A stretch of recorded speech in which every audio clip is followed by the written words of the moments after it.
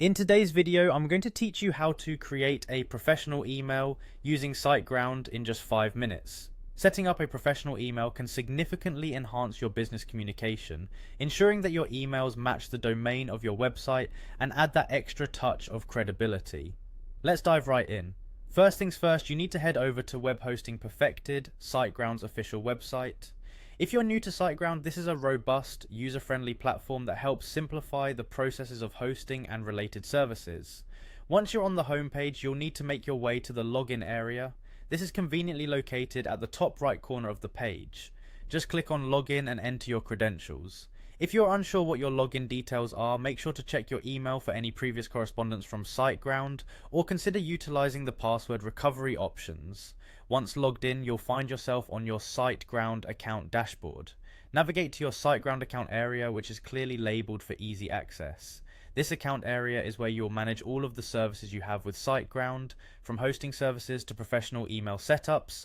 After accessing your account, the next step is to click on Site Tools. This area is your control panel and contains all the tools you need for managing your website, including the email setup process. You should see this option prominently displayed alongside other tools. Select it and it will guide you to a new page where you'll see a range of options related to your site management.